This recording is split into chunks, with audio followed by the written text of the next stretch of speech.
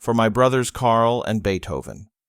O you men who think or say that I am malevolent, stubborn, or misanthropic, how greatly do you wrong me.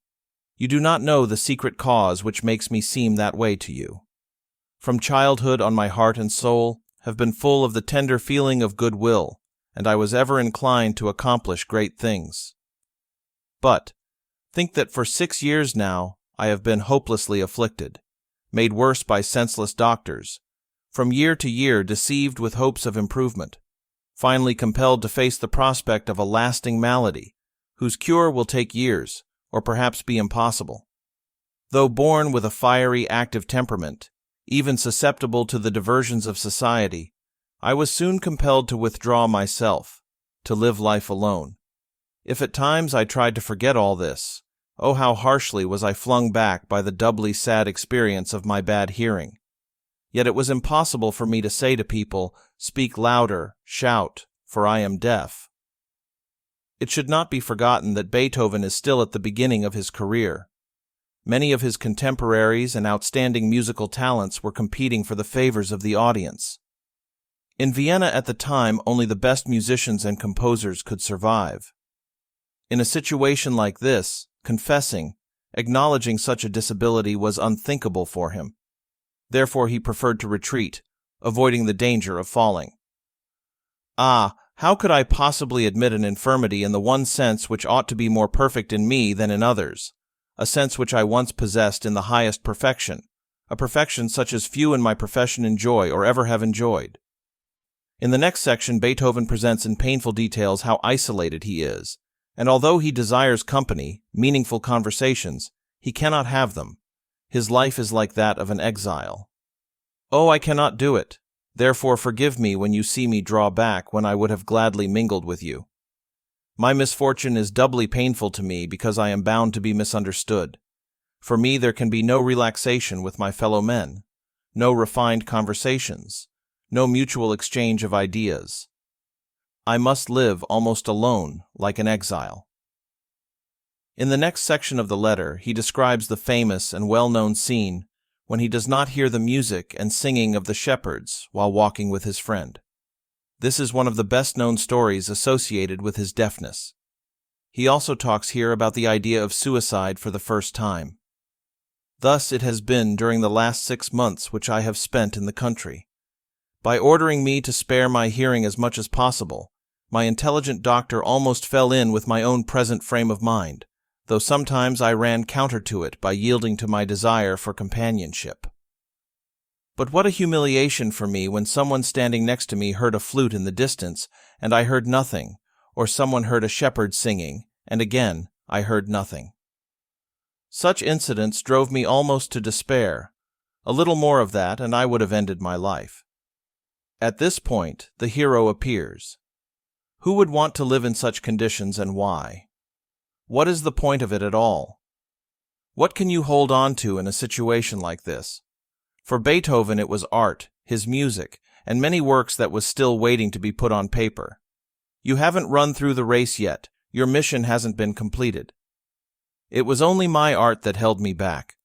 Oh, it seemed impossible to me to leave this world before I had produced all that I felt capable of producing, and so I prolonged this wretched existence. Truly wretched for so susceptible a body that a sudden change can plunge me from the best into the worst of states. The next section may be familiar to people who know the Bible. These few lines could be from the book of Job. Patience, they say, is what I must now choose for my guide, and I have done so. I hope my determination will remain firm to endure until it pleases the inexorable parquet to break the thread. Perhaps I shall get better, perhaps not. I am ready. Forced to become a philosopher already in my 28th year. Oh, it is not easy, and for the artist much more difficult than for anyone else. Divine One, thou seest my inmost soul, thou knowest that therein dwells the love of humanity and the desire to do good. O fellow men, when at some point you read this, consider then that you have done me an injustice. The letter then becomes practical, almost a will and a farewell at the same time. The wise big brother bids farewell here and encourages the young to search a meaningful life. You, my brothers Carl, and as soon as I am dead, if Dr. Schmidt is still alive, ask him in my name to describe my malady, and attach this written document to his account of my illness, so that, so far as it is possible, at least the world may become reconciled to me after my death. At the same time, I declare you two to be the heirs to my small fortune, if it can be called that. Divide it fairly, bear with and help each other. What injury you have done to me you know was long ago forgiven. To you, Brother Carl, I give special thanks for the attachment you have shown me of late. It is my wish that you may have a better and freer life than I have had. Recommend virtue to your children. It alone, not money, can make them happy. I speak from experience. This was what upheld me in time of misery. Thanks to it and to my art, I did not end my life by suicide. Farewell and love each other. I thank all my friends, especially Prince Lichnowsky and Professor Schmidt. I would like the instruments from Prince L to be preserved by one of you, but not to the cause of strife between you, and as soon as they can serve you a better purpose, then sell them. How happy I shall be if I can still be helpful to you in my grave, so be it. Again, a hero appears who is not afraid, and bravely faces death if he needs to at any time. With joy I hasten to meet death. If it comes before I have had the chance to develop all my artistic capacities, it will still come too soon despite my harsh fate, and I should probably wish it later. Yet even so I should be happy, for would it not free me from a state of endless suffering?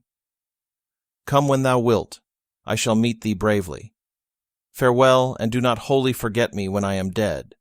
I deserve this from you, for during my lifetime I was thinking of you often, and of ways to make you happy. Please be so. Ludwig van Beethoven. Beethoven concludes with this, and closes the letter with wax and seal. He then adds a date, location, and instruction.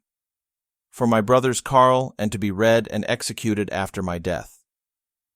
The letter itself is heartbreaking, and although Beethoven was easily carried away emotionally, the Heiligenstadt Testament is honest and has no pretending in it.